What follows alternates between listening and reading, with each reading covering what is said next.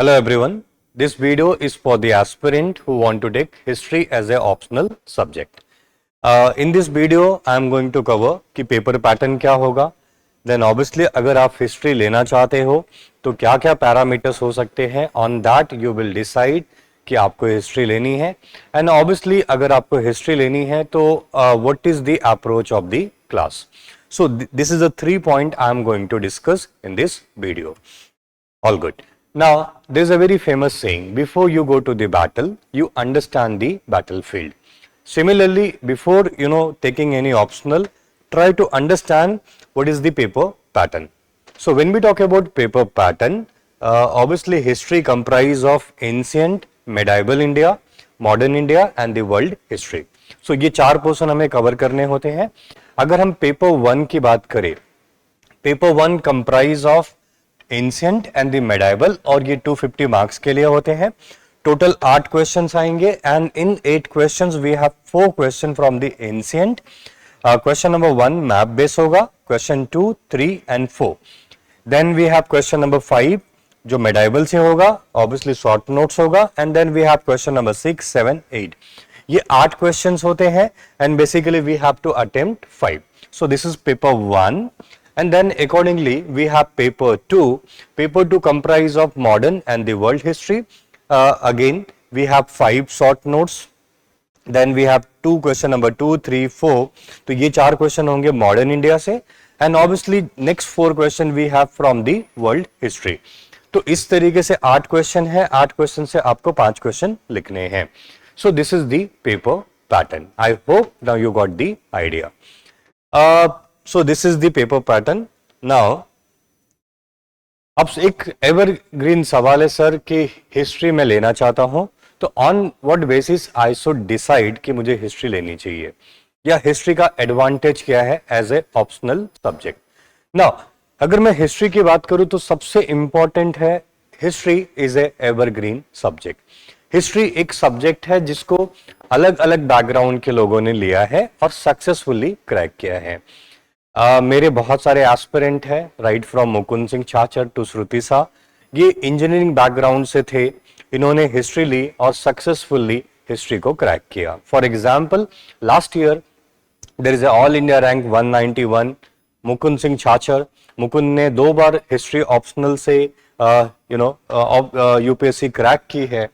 And understand Mukund का जो background है इंजीनियरिंग बैकग्राउंड है. In fact I myself come from the management background, but obviously last के approximately 14 years से मैं हिस्ट्री पढ़ा रहा हूँ क्योंकि ये सब्जेक्ट बहुत ही इंटरेस्टिंग है और अगेन इस सब्जेक्ट ने सबको अपनाया है. तो अगर आपका हिस्ट्री बैकग्राउंड नहीं है and if you want to take the history as a optional subject, don't worry, this subject is quite interesting and obviously ये सब्जेक्ट कोई भी पढ़ सकता है. And in fact, as I said, in UPSC, there are many aspirants from the non-history background as well who have successfully cracked this paper. All good. And there is a very famous line by the Bismarck. There is a lot to learn from the history. All good. And जो इतिहास अपना नहीं जानते हैं, perhaps वो इतिहास की गलतियों को दोहराते हैं. I hope now the first point is clear to everyone. Second point. If I talk about history, history की सबसे बड़ी एडवांटेज है कि ये स्टैटिक है. स्टैटिक मतलब नाउ अंडरस्टैंड, यहां पे पेपर 1 है एंशिएंट एंड मेडाइवल, पेपर 2 है modern and the world history. एक बार अगर हमने क्लास में ये पॉइंट कर लिया, मतलब फॉर एग्जांपल हमने एंशिएंट कवर कर लिया, मेडाइवल कवर कर लिया, मॉडर्न और वर्ल्ड हिस्ट्री कवर कर लिया, उसके बाद आपको कोई भी एडिशन करने की जरूरत नहीं है. जनरली क्या होता है, आप अगर पीएसआईआर की बात कर लो, फॉर एग्जांपल अगर हम लोग पीएसआई पॉलिटिकल साइंस की बात करें, पेपर 2 अगेन आपको देखने को मिलेगा कि वो डायनेमिक है.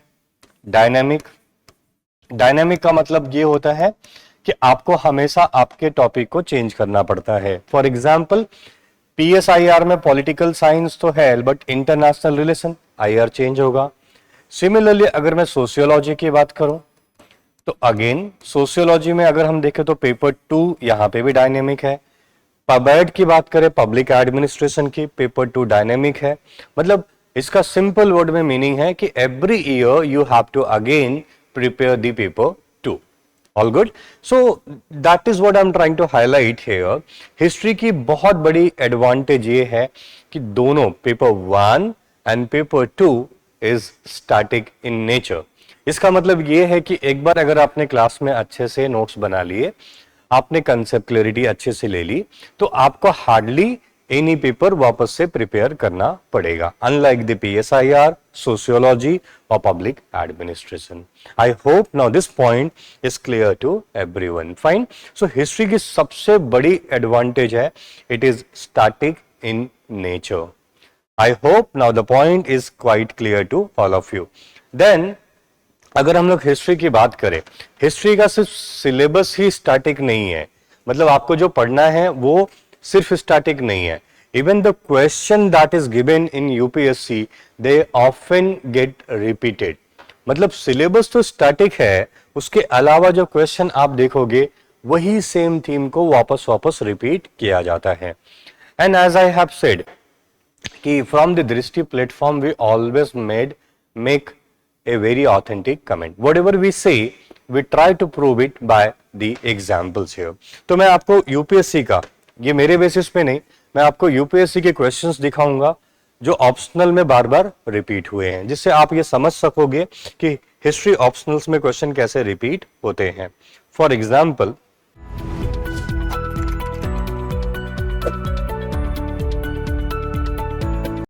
ये एंशिएंट इंडिया के क्वेश्चंस है।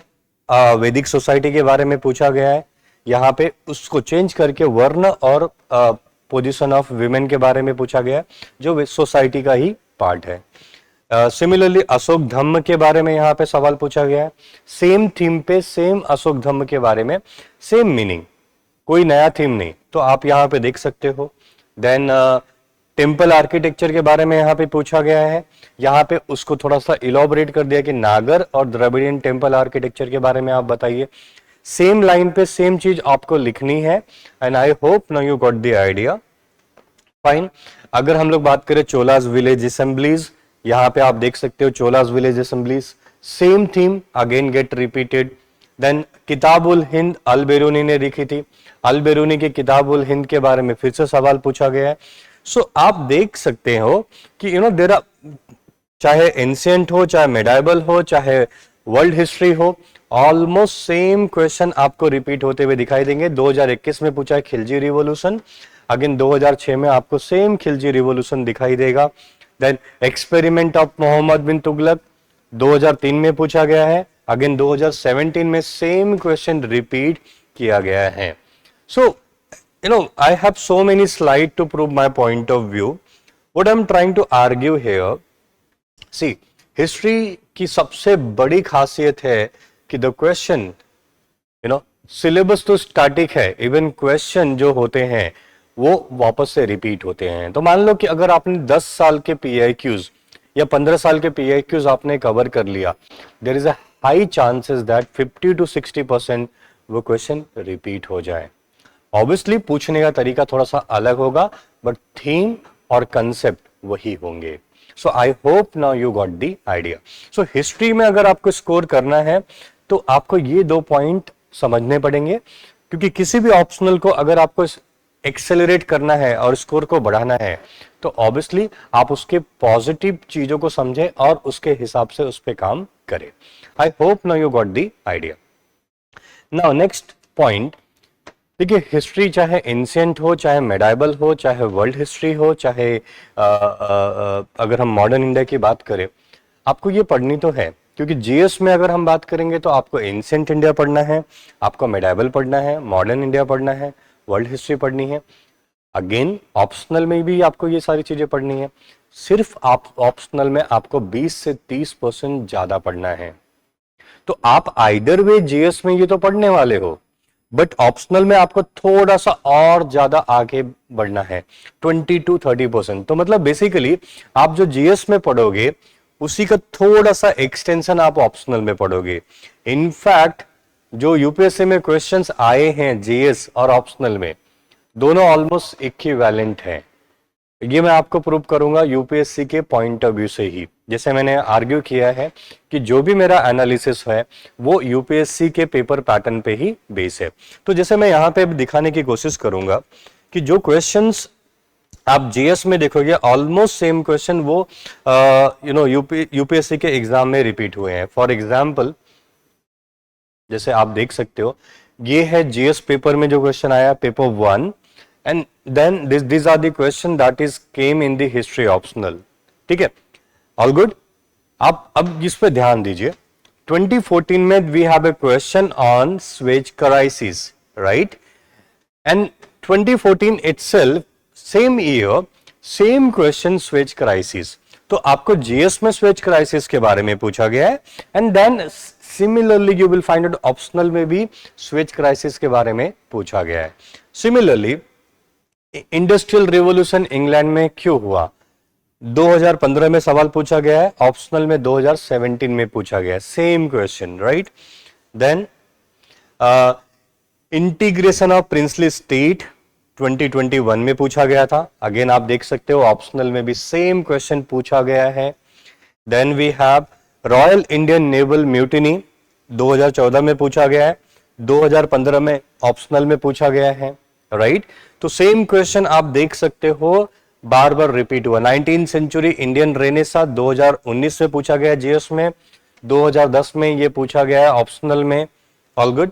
फेमाइन के बारे में 2022 में पूछा गया था जीएस में, 2022 में अगेन ये पूछा गया है इन दी ऑप्शनल, राइट। आप देख सकते हो there are so many question. Khilafat के बारे में पूछा गया है, फिर देन ऑप्शनल में भी पूछा गया है। रोल ऑफ विमेन आप देख सकते हो 2016 में ये जीएस में पूछा गया था, 2016 में ही ये ऑप्शनल में पूछा गया है। सो पॉइंट ये है कि देखो आइदर वे आपको ये चीजें पढ़नी है, सिर्फ ऑप्शनल में आपको थोड़ा सा ज्यादा पढ़ना है। There are so many question, you know, on the basis of so many question we can come to this conclusion कि आप देख सकते हो जीएस में जो पूछा गया है 2012 में पूछा गया था कि अमेरिकन रिवॉल्यूशन क्या एक इकोनॉमिक कॉन्फ्लिक्ट है, 2012 में ऑप्शनल में पूछा गया, 2013 में ये जीएस में पूछा गया है। So there are so many reorganization of state. So point is what I am trying to highlight, देखो आपको ये चीजें आइदर वे पढ़नी है, राइट। आपको ये चीजें पूछी जाएगी जीएस में। ऑप्शनल में अगर आप ऑप्शनल लेते हो तो just you have to cover more than 20 to 30%, ठीक है। तो आइदर वे आपको पढ़ना है जीएस में तो बेटर है आप अगेन ऑप्शनल ले ले, तो ऑप्शनल प्लस जीएस आपका ये बर्डन खत्म हो जाएगा। आई hope now you have the clarity. And last but not the least, ठीक है, बहुत सारे पॉइंट्स है but again I will try to summarize this. It had a great, it have a great relevance in the preliminary. इस साल भी अगर हम बात करें तो 16 क्वेश्चन हिस्ट्री से जीएस पेपर 1 में आए हुए हैं प्रिलिमिनरी, और 16 क्वेश्चन आपके सक्सेस या फेलियर में बहुत बड़ा रोल प्ले करते हैं, राइट। सो अंडरस्टैंड, इनफैक्ट जो ऑप्शनल के बच्चे हैं जिन्होंने ऑप्शनल लिया है हिस्ट्री में, उनका आर्ग्यूमेंट है सर हमने इस बार 16 में से 16 मार्क कर दिए हैं या 16 में से 15 मार्क कर दिए हैं। This is the report given to me by the aspirant itself, right. So understand, obviously जो हिस्ट्री ऑप्शनल से हैं उनको एक प्रिलिमिनरी में एडवांटेज है, in the sense again preliminary में अप्रोक्सीमेटली 16 से लेके 20 तक या 15 से 20 क्वेश्चन तक हिस्ट्री से आते हैं, और आज के डेट में एंशिएंट आर्ट एंड कल्चर से क्वेश्चन ज्यादा आ रहे हैं, जो जीएस के एस्पिरेंट को थोड़ा सा डिफिकल्ट होता है सॉल्व करने में, बट ऑप्शनल के एस्पिरेंट के लिए वो केक वॉक है, तो आपको एक कॉम्पिटिटिव एडवांटेज मिल जाता है। इसके अलावा SMA and all other areas, किसी भी सब्जेक्ट की बात करें, हिस्ट्री इज ए गेटवे। बिना इतिहास के आप किसी भी सब्जेक्ट को नहीं पढ़ सकते, क्योंकि every subject have it's history. तो अगर हिस्ट्री में आपके कमांड है तो हो सकता है आप बाकी सब्जेक्ट को भी अच्छे से समझे। तो ऑब्वियसली ऑप्शनल आपको इस चीज में काफी मदद करेगा। तो sir what can be the parameters? Parameters, ये एवरग्रीन सब्जेक्ट है, ठीक है। सब लोगों ने sir why I should choose, तो एवरग्रीन सब्जेक्ट है, हिस्ट्री के बैकग्राउंड के बच्चों ने, नॉन हिस्ट्री बैकग्राउंड के बच्चों ने इसे क्रैक किया है। स्टैटिक है, आपने एक बार प्रिपरेशन कर ली तो आपको वापस से प्रिपरेशन करने की जरूरत नहीं है। ऑप्शनल के क्वेश्चन रिपीटेड होते हैं। जीएस में जो आप तैयारी करोगे 20-30% आपको एडिशनल तैयारी करनी है। और obviously last but not the least, preliminary में भी इसका काफी वेटेज है। I hope this point is clear to everyone. Fine. So now अगर इसके बाद आपने फॉर एग्जाम्पल आपने सोच रखा है कि सर मैं हिस्ट्री लेना चाहता हूं, नाउ हम क्लास में क्या करेंगे, that is the next point कि सर ये क्लास की अप्रोच क्या होगी। नाउ अंडरस्टैंड, किसी भी सब्जेक्ट को जानना है या किसी सब्जेक्ट को आपको समझना है तो आप उसके कंसेप्ट को समझ लीजिए। There is a myth that history is a factual subject. History में कुछ फैक्ट्स हो सकते हैं, but history is a highly conceptual subject. History में कंसेप्ट बहुत सारे हैं और जितनी आपकी कंसेप्ट पे कमांड होगी उतना अच्छा आपका सब्जेक्ट पे कमांड होगा। ठीक है, तो anyway class is going to focus on the concept. Class का सबसे इंपॉर्टेंट फोकस होगा कंसेप्ट। ठीक है, बिकॉज क्वेश्चन, मेरा मानना है क्वेश्चन क्या है, question is nothing but concept को अलग फॉर्म में क्वेश्चन के रूप में दिया जाता है। तो जितना अच्छा आप कंसेप्ट को जानते हो उतने आसानी से आप क्वेश्चन को टैकल कर लोगे। फाइन। अब सवाल यहाँ पे ये है कि कंसेप्ट को डिलीवरी कैसे की जाएगी। देखो मेरा मानना है एक टीचर का काम होता है कि कंसेप्ट को बहुत इजी तरीके से अपने एस्पिरेंट तक पहुंचाए। All good. तो अगेन जैसे ये मैं यहाँ पे कुछ क्रिएटिविटी यूज करता हूँ। कुछ डिफिकल्ट कंसेप्ट को मैं इस तरीके से इजीफाई करने की कोशिश करता हूँ कि थोड़ा डायग्राम बना के आपको ये चीज समझाई जाए।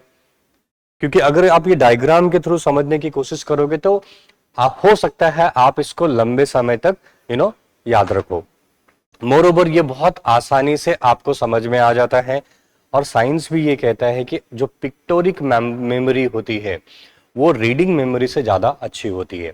एंड देयरफॉर एक टीचर काम होता है कंसेप्ट को सिंप्लीफाई करके बच्चों तक पहुंचाना। और उसके लिए मैं यहाँ पे एक क्रिएटिविटी का यूज करता हूँ।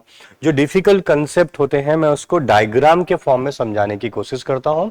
ऑब्वियसली क्लास में ये आपको ज्यादा बेटर समझ में आएगा क्योंकि वहां पे मैं आपको पढ़ाऊंगा, बट लेकिन एक झलक आपको दिख सकती है कि क्लास में हम किस तरीके से चीजों को डील करेंगे। जैसे ब्रिटिश लैंड रेवेन्यू पॉलिसी काफी टेक्निकल एरिया है, काफी डिफिकल्ट एरिया है, बट अगेन डायग्राम के फॉर्म में हम लोग इसको समझने की कोशिश करेंगे और आप आसानी से इस चीज को समझ सकते हो।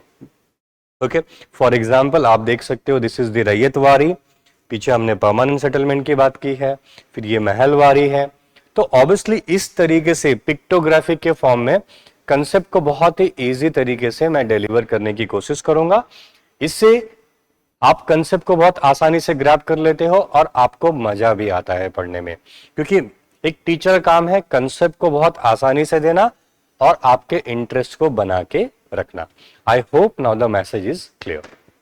इसके अलावा मैं डायग्राम का भी यूज करता हूं ताकि डायग्राम के फॉर्म में आपको कंसेप्ट दिया जा सके या टॉपिक को समराइज किया जा सके। फॉर एग्जाम्पल इस तरीके के कुछ डायग्राम्स मैं बनाने की कोशिश करता हूं। ठीक है, दीज आर फ्यू एग्जाम्पल्स। एक बहुत ही क्लासिकल क्वेश्चन आता है कि सर जर्मन यूनिफिकेशन या जर्मनी का जो यूनिफिकेशन हुआ था वो बिस्मार्क के ब्लड एंड आयरन पॉलिसी पे हुआ था। तो ये ब्लड एंड आयरन पॉलिसी हो गया जहां पे बिस्मार्क ने 3 बैटल लड़े। ऑब्वियसली ये क्लास में आपको ज्यादा समझ में आएगा क्योंकि उसको मैं वहां पे अच्छे से बेसिक से डील करूंगा। All good. दूसरा आर्गुमेंट आता है कि सर यूनिफिकेशन ऑफ जर्मनी जो हुआ वो कोल एंड आयरन पॉलिसी से हुआ। ठीक है, तो पढ़ाने के बाद इस तरीके से हम क्या करेंगे, डायग्राम के माध्यम से पूरे टॉपिक को समराइज करेंगे और ये डायग्राम आपके लिए बहुत ही बेनिफिशियल होगा उस टॉपिक पे अपनी ग्रिप बनाने के लिए। All good. एंड सिमिलरली आप देख सकते हो कि what were the causes of the first world war. तो फर्स्ट वर्ल्ड वॉर के क्या कॉजेस थे, तो इमीडिएट कॉज क्या थे वो हम डिस्कस करेंगे कि कैसे ये शुरू हुआ। एंड देन ये जो वॉल्केनो था, ये इतनी बड़ी वॉर हुई, इसका बैकग्राउंड क्या था। इसके पीछे फंडामेंटल कॉज क्या थे, तो अगेन हम उसको समझने की कोशिश करेंगे। ऑब्वियसली एज आई सेड, जब क्लास हम करेंगे तो ये चीजें आपको ज्यादा अच्छे से समझ में आएगी। ये सिर्फ एक ग्लिम्स है ताकि आप चीजों को समझ सके। Similarly causes of the second world war, fine. तो आप देख सकते हो एक डायग्राम के फॉर्म में, एंड बिलीव मी ये डायग्राम बनाने के लिए अप्रोक्सीमेटली 1-1 घंटे चले जाते हैं।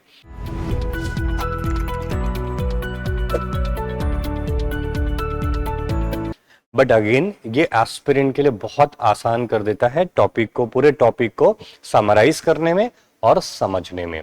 इससे एस्पिरेंट की जो कंसेप्चुअल क्लैरिटी होती है वो बहुत अच्छी हो जाती है। All good. सो सर हम क्लास में क्या करेंगे, लेट्स अगेन कम बैक। हमारा अप्रोच क्या होगा?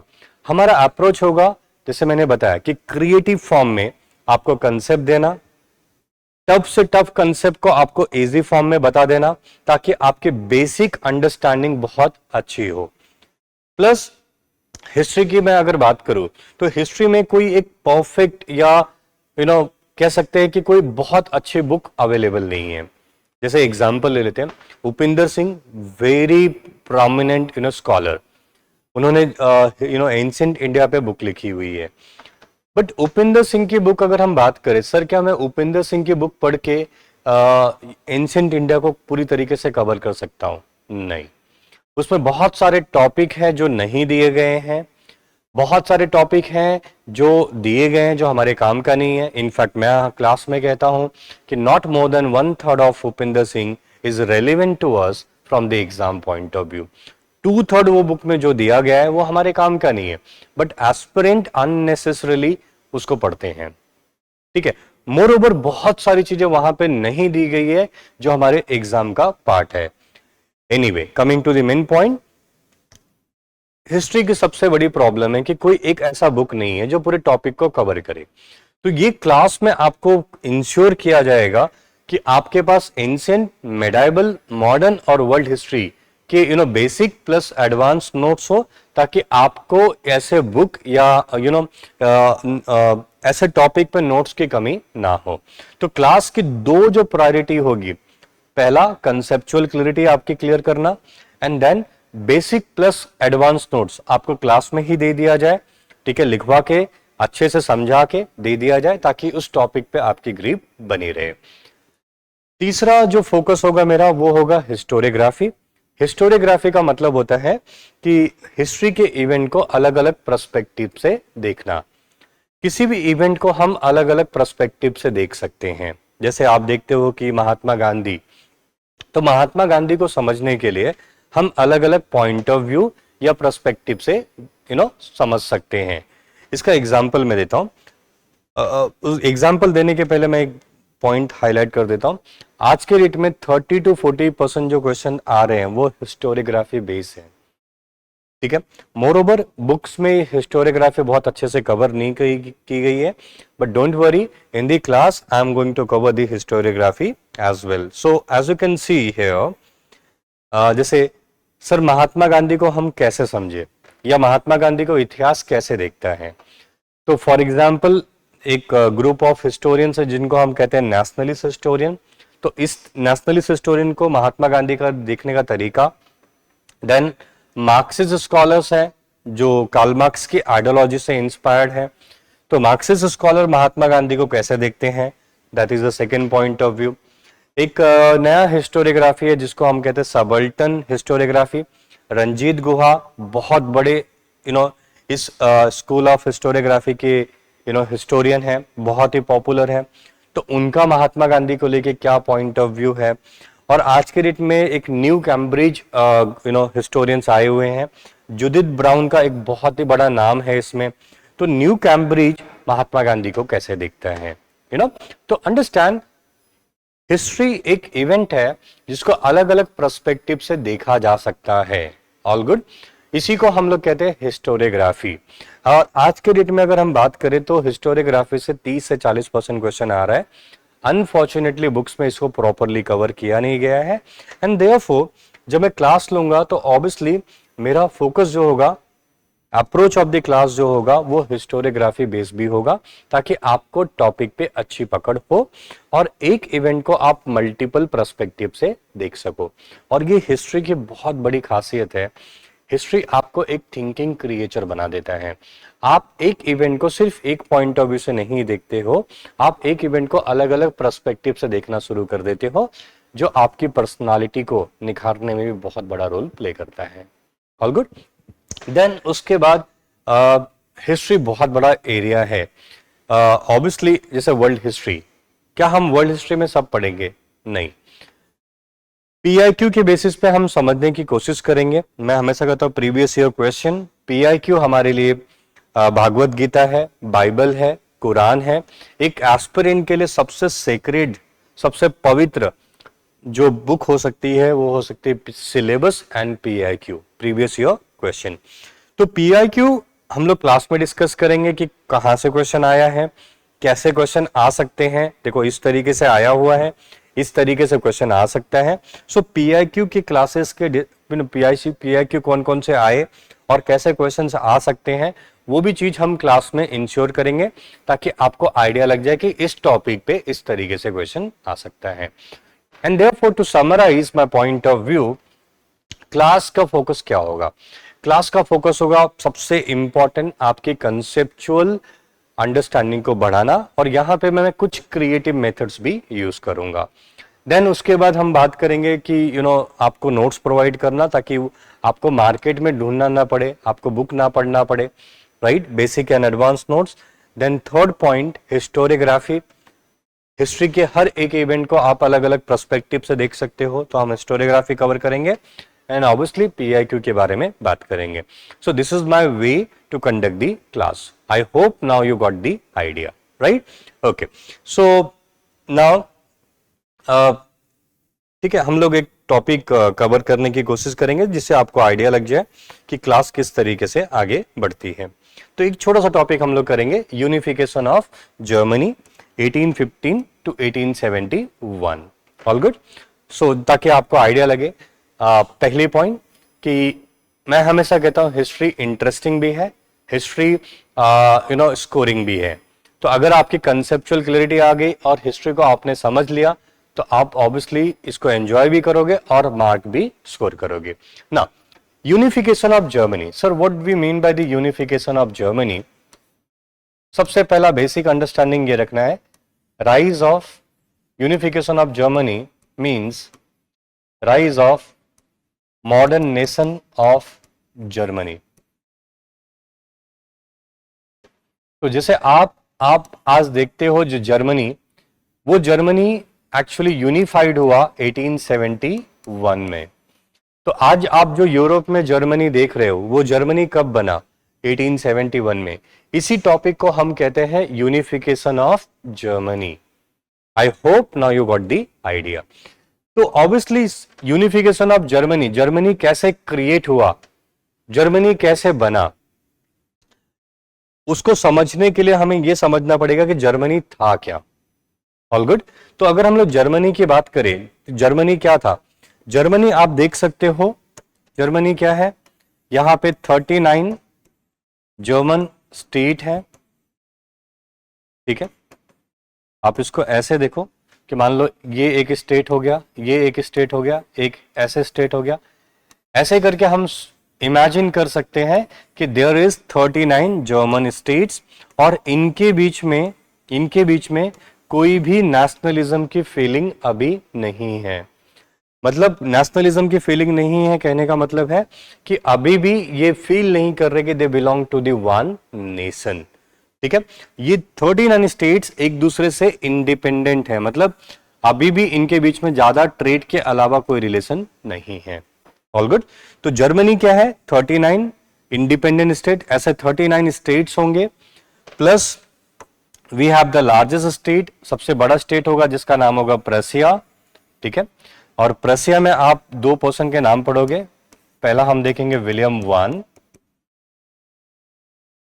ओके? दूसरा अगर हम लोग बात करें ऑस्ट्रिया एंड ठीक है, ऑस्ट्रिया में अगर we have again the monarch, Austrian monarch, ठीक है? William I, and then we have one of the greatest, Bismarck, Otto van Bismarck. All good. So अगर आप पूरा मैप जर्मनी का देखने की कोशिश करोगे तो you will find out what is Germany. Germany is 39 independent state. Then we have the powerful nation of Prussia and Austria.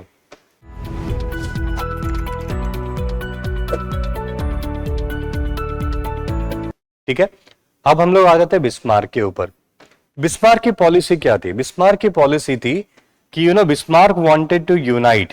Bismarck चाहता था कि प्रसिया यूनाइट हो इस 39 स्टेट्स को. मतलब ये 39 स्टेट्स प्लस प्रसिया मिलके जर्मनी को बनाए.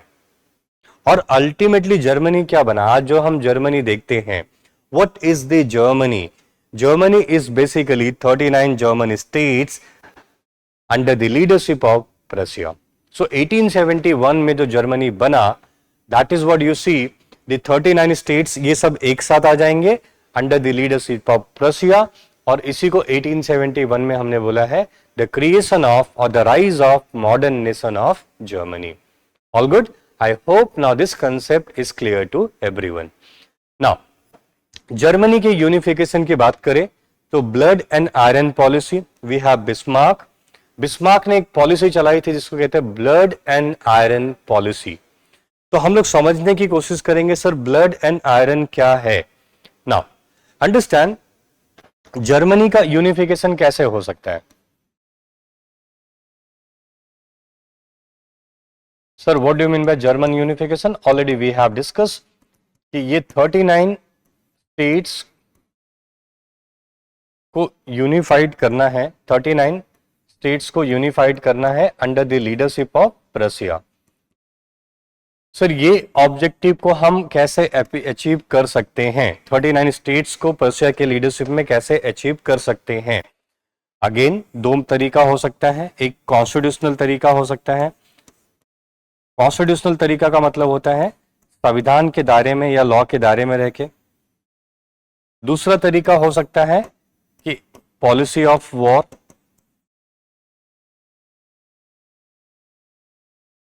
पॉलिसी ऑफ वॉर मतलब ये जो 39 स्टेट्स है इनको अगर पर्सिया के लीडरशिप में यूनाइट करना है देन वॉर करना पड़ेगा, लड़ाई करनी पड़ेगी. All good. नाउ अगर हम बिस्मार्क की बात करें तो बिस्मार्क ने ये तरीका चूज नहीं किया. बिस्मार्क का तरीका जिसको हम ब्लड एंड आयरन कहते हैं, that means the policy of war. That means the unification of Germany is going to happen through the policy of war. All good. जैसे यहां पे देख सकते हो, what is the meaning of blood and iron? Blood and iron means the use of policy of war. German unification कैसे होगा? German unification होगा through the policy of war and not through the constitutional means. Right. तो Germany का unification कैसे होगा? Constitutional means के through नहीं होगा. It is going to be through the policy of war. I hope now the meaning of blood and iron policy is clear to all of you. Fine. Okay. Now there is a very famous quote given by the Bismarck. This quote says, the great question of the day will not be settled by means of speeches and majority decision but by blood and iron. तो अगर हम इस code को decode करें, देखो एक चीज समझनी है, जो बहुत बड़े लोग होते हैं अपनी बातों को वो फ्रेज के फॉर्म में कहते हैं. तो इस क्वेश्चन में बिस्मार्क की पूरी स्ट्रैटेजी या इस स्टेटमेंट में बिस्मार्क की पूरी स्ट्रैटेजी छुपी हुई है. All good. इनफैक्ट यूपीएससी ने ये सेम लाइन क्वेश्चन के फॉर्म में दिया है. All good. तो इसको हम डिकोड करने की कोशिश करते हैं. राइट. तो डिकोड करने की कोशिश में यहां पे अगर हम देखें तो तीन इंपॉर्टेंट पार्ट में हम इसे डिवाइड कर सकते हैं. पहला है the great question of the day. Sir ये great question of the day क्या था? पहला. दूसरा, ये जो भी क्वेश्चन था ये स्पीच या मेजॉरिटी डिसीजन से अचीव नहीं किया जाएगा. That is the second point. तीसरा पॉइंट ये है कि ये अचीव किया जाएगा ब्लड एंड आयरन पॉलिसी के थ्रू. सो सवाल ये है कि sir what is the greatest question of the day? What was the greatest question of the day? तो The greatest question of the day was the unification of Germany. According to Bismarck, what is the greatest question of the day? कि Germany का unification means the unification of Germany under the leadership of Prussia. The unification of Germany under the leadership of Prussia, ये सबसे बड़ा सवाल है. और ये सवाल कैसे अचीव किया जाएगा? How Germany was going to unified under the leadership of Prussia. Again Bismarck ने बोला कि not by the speeches of of majority decision, मतलब पार्लियामेंट में जो लोग हैं वो जो भाषण दे रहे हैं, ठीक है, उसके थ्रू नहीं होगा, मतलब कॉन्स्टिट्यूशनल मून से नहीं होगा. बिस्मार्क का मतलब है कि ये जो कॉन्स्टिट्यूशनल लोग हैं इनके थ्रू नहीं होगा. All good. कैसे होगा? But through the policy of blood and iron. इसका मतलब है ये कैसे होगा? यूनिफिकेशन वॉर के थ्रू होगा. So Bismarck, via this statement, made it very clear, unification of Germany under the leadership of Prussia is not going to happen through the constitutional means, but through the blood and iron policy. Now, इसको थोड़ा सा और detail में समझते हैं. For example, मान लो ये हमने देखा है जर्मनी का यूनिफिकेशन. तो जर्मनी क्या है? 39 जर्मन स्टेट्स. देन यहां पे है प्रशिया, एंड देन यहां पे है Austria. All good. Now understand, Bismarck का आर्गुमेंट है, अगर फॉर एग्जांपल प्रशिया के लीडरशिप में यूनिफिकेशन करवाना है तो क्या करना होगा? ऑस्ट्रिया को भगाना पड़ेगा, राइट? आपको ऑस्ट्रिया को हटाना पड़ेगा, और ऑस्ट्रिया प्यार से तो नहीं जाएगा. ऑस्ट्रिया कैसे जाएगा? आपको एक लड़ाई लड़नी पड़ेगी, ठीक है, आपको इसको डिफीट करना पड़ेगा, ठीक है. आप डिफीट करने के बाद फाइनली ये चला जाएगा, एंड देन आप क्या करोगे? 39 स्टेट्स को यूनिफाई करके जर्मनी बना दोगे. This is what Bismarck said कि अभी जर्मनी में क्या है? अभी 39 जर्मन स्टेट्स हैं, प्रशिया है, ऑस्ट्रिया है. ऑस्ट्रिया भी इनको यूनाइट करना चाहता है, प्रशिया भी इनको यूनाइट करना चाहता है. All good. अब ये डिसीजन कैसे होगा? ये फाइनल आउटकम कैसे होगा? फाइनल आउटकम होगा कि ऑस्ट्रिया और प्रशिया के बीच में लड़ाई होगी. जो जीतेगा वो फाइनली जर्मन स्टेट को या जर्मनी को क्रिएट करेगा. All good. And this is what Bismarck meant here. This is what Bismarck meant कि अगर ऑस्ट्रिया को भगाना है तो आपको क्या करना पड़ेगा? आपको लड़ाई लड़नी पड़ेगी. And therefore this is the beautiful statement given by the Bismarck, जो हाईलाइट करेगा कि what is the problem of Germany, ठीक है. एंड देन अगर जर्मनी को यूनिफाइड करना है under the leadership of Prussia, then आपको एक वॉर लड़ना पड़ेगा विद द ऑस्ट्रिया. ऑस्ट्रिया को बिना हराए आप जर्मनी को यूनिफाइड नहीं कर सकते. So this is the entire descriptions which जो मैं क्लास में डिक्टेट करता हूं. तो ऑलरेडी आप देख सकते हो, हमने समझ लिया टॉपिक को, फिर नोट्स इस तरीके से आपको डिलीवर कर दिया जाएगा. और ये फाइनल आउटकम जो लास्ट में हम लोगों ने बात की है. So this is the notes that will be given to you. And in this way, finally you will see 1871. 1871 में क्या हुआ?